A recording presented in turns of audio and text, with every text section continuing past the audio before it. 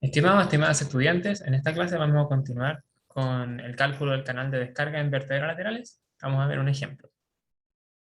Entonces, apliquemos directamente lo que se vio en la clase anterior con el siguiente ejemplo. Supongamos que tenemos un vertedero lateral de 30 metros de largo, hasta los 30 metros, que descarga 60 metros cúbicos por segundo. Acá tenemos el vertedero lateral. Aquí está el vertedero lateral. Descarga hasta 60 metros cúbicos por segundo, tiene un coeficiente de descarga de 2 metros elevado a medio por segundo, con la siguiente curva de descarga. Entonces, de aquí tenemos Q, tenemos C, tenemos L, que es 30, despejamos H0 y nos da 1 metro. Entonces, vamos a asumir que el canal de descarga es trapezoidal, todo este canal que está acá, de talud 1 horizontal a 2 vertical, es decir, aquí tenemos 1H a 2B, y con pendiente de fondo 0,01. Y por ende tiene los 30 metros de largo que vimos acá. Aquí estaría la pendiente de 0,01. Aguas abajo del perfil trapezoidal hay una transición de 6 metros de largo que pasa de un perfil trapezoidal a un perfil rectangular con una base de 3 metros. Esta transición, como mencioné anteriormente, es horizontal. Aguas abajo de la sección se encuentra el rápido de descarga o el canal de descarga. Por lo tanto, debido a que tenemos aquí una pendiente muy grande, se nos va a producir una altura crítica en la sección rectangular. Estamos realizando aquí un angostamiento para obtener altura crítica. Entonces lo que se pide es calcular el eje hidráulico en el canal que recibe el caudal del vertedero lateral. Es decir, sabemos que acá vamos a tener altura crítica, antes de la transición vamos a tener una cierta altura, y se pide aquí calcular cómo va a ser el eje hidráulico hacia aguas arriba en el canal. Esto es necesario para saber cuáles deben ser las dimensiones del vertedero lateral. Teniendo calculado todo este eje hidráulico hacia aguas arriba, podemos saber qué tan alto debe ser el canal lateral de este vertedero. Comencemos. Tenemos la misma figura anterior. Vamos a tener altura crítica en la sección rectangular. Esto de momento no lo conocemos. Lo vamos a calcular. Entonces, sabemos que el número en la sección crítica, el número de Froude debe ser igual a 1. Tenemos todo excepto la altura crítica. Despejamos para la altura crítica y nos da un valor de 3,44 metros, que es el que obtenemos acá. Entonces, ahora tenemos que encontrar la altura que hay en el inicio en el final, perdón, de la sección trapezoidal, justo aguas arriba de la transición. Entonces, para ello debemos realizar un balance de energía entre el inicio y el término de la transición. Vamos a asumir que hay una cierta pérdida singular por contracción. Entonces, tenemos que la altura de escurrimiento en el inicio más la altura de velocidad en el inicio, es decir, en la sección trapezoidal, va a ser igual a la altura de escurrimiento en el término, más la altura de velocidad en el término, en la sección rectangular, más una cierta pérdida singular. Tenemos que el área en la sección de término es conocida ya que tenemos la altura, esto viene siendo altura crítica, esta es la base por altura me da 10,32. Tenemos el área en el inicio que depende de la altura de escurrimiento en el inicio, que es lo que vamos a calcular. Va a ser una función que va a depender de la altura de escurrimiento en el inicio de la transición. Tenemos el caudal.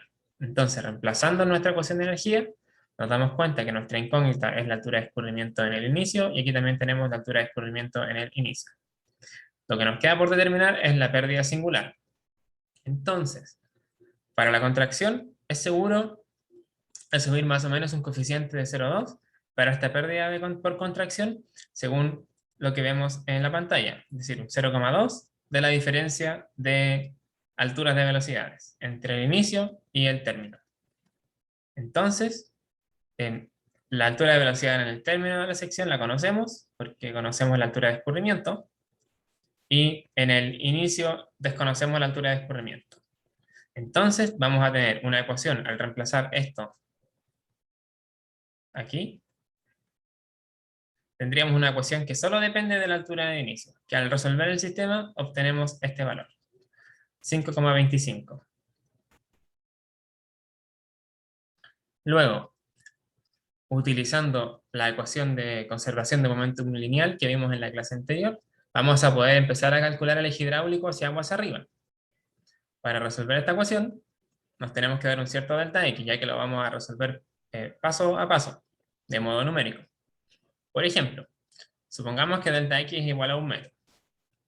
Tenemos la cota, el valor Y que va acá, que recuerden es la suma de la cota más la altura de escurrimiento, siendo esta la cota, la elevación del canal. Recuerden que tiene una pendiente de 0,01. Esta pendiente es 0,01 según los datos del enunciado. Y tenemos que en la sección I más 1 conocemos el caudal, es 60 metros cúbicos por segundo. Y en la sección I, o sea, 1 metro hacia aguas arriba, va a ser 58 metros cúbicos por segundo. ¿Por qué? Porque sabemos que el caudal por unidad de ancho es de 2 metros cúbicos por segundo. Ya que si el caudal total es 60, aquí lo tenemos, y tenemos 30 metros, el caudal que va a pasar por cada metro de ancho va a ser de 2 metros cúbicos por segundo. Por lo tanto, el caudal que entra a esta sección es de 58 metros cúbicos por segundo, y el caudal que sale es de 60 metros cúbicos por segundo, ya que tenemos adición por el vertedero lateral de 2 metros cúbicos por segundo. Entonces, nuestro Q sub I va a ser 58 metros por segundo, que lo vamos a reemplazar acá. Y tenemos el Q sub I más 1, que es nuestro Q2 en este caso, que lo vamos a reemplazar acá. Entonces, la velocidad en la sección I más 1, la sección aguas abajo, sería el caudal I más 1, que en este caso ya lo conocemos, es 60. El área en la sección I más 1, que la conocemos, porque conocemos la altura de escurrimiento en este punto, está en nuestra condición de borde para empezar a calcular el problema hacia aguas arriba, 5,25, y eso nos da una velocidad de 2,03. Es decir, conocemos la velocidad en 2. La velocidad en I, o sea, en el punto 1 de esta ecuación, va a ser el caudal dividido por el área. Conocemos el caudal, que es 58, pero la altura es nuestra incógnita. Queremos saber cuánto vale este HI. Por lo tanto, queda en función de HI. Por lo tanto, V sub 1 en este caso va a ser función de, en este caso, nuestro H1 o HI. El caudal 1 ya lo conocemos. Conocemos el caudal 2, conocemos el caudal 1, conocemos la velocidad en 2, y aquí conocemos el caudal en 1, conocemos la aceleración de gravedad, y aquí la velocidad va a seguir siendo una función de la altura de escurrimiento. Ya, por otro lado, ahora nos queda definir la diferencia de cota. Entonces, por otro lado, tenemos que Y, la altura total, a partir de un cierto nivel de referencia, en el punto I, es decir, acá, donde tenemos el caudal que entra de 58 metros cúbicos por segundo, va a ser la cota más la altura de escurrimiento. La cota la conocemos, ya que conocemos la pendiente, que es 0,01, y esta pequeña elevación que estaría acá, no se alcanza a ver porque el dibujo es muy pequeño, pero esta elevación que habría aquí, justo en este punto, va a ser 0,01 por esta distancia de 1 metro. Es decir, va a ser 1 centímetro. Más la altura de escurrimiento, aquí simplemente estoy reemplazando z. Y eso me da 0,01 más HI. Por otro lado, tenemos que la altura va sobre este cierto nivel de referencia, en el punto I más 1, en la misma z más h. En este caso, en este punto donde x igual a 30, es donde fijamos nuestro nivel de referencia, por lo tanto es 0. Y tenemos la altura de escurrimiento que la conocemos, es 5,25. Entonces, al calcular nuestra delta Y, que viene siendo, se define como el delta, la incógnita Y en I menos la incógnita Y en I más 1, simplemente reemplazamos y nos da el siguiente valor, que es HI menos 5,24. Entonces reemplazamos este valor en nuestra ecuación de momentum lineal, y nos quedamos con esta ecuación, donde si nos damos cuenta tenemos solo una incógnita. La altura de escurrimiento hacia aguas arriba. Una ecuación, una incógnita, la resolvemos y nos da el siguiente valor, 5,269 para el valor de x igual 29. Es decir, este valor de aquí viene siendo 5,269 metros. Aquí teníamos 5,25. Es decir, aumentó un poco. Luego aplicamos el mismo procedimiento hasta llegar a la pared de aguas arriba. Y realizando este proceso de manera iterativa, podemos obtener a medida que vamos avanzando 1 metro, esta distancia es 1 metro, podemos calcular todo el eje hidráulico. Es decir, tenemos la altura, que varía según este gráfico. Tenemos h más z, que es lo que nos interesa para calcular la altura del canal. Viene siendo esta función que vemos acá, con un valor máximo en 5,65. Y tenemos la velocidad que aumenta de manera lineal, porque el caudal es constante. Tenemos que en esta sección se añade un caudal por cada metro, se añade un caudal por unidad de ancho de 2 metros cúbicos por segundo.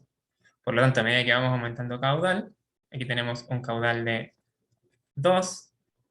Cuando avanzamos 1 metro, aquí se vuelven a añadir 2 metros cúbicos por segundo, así que aquí tendríamos un caudal de 4.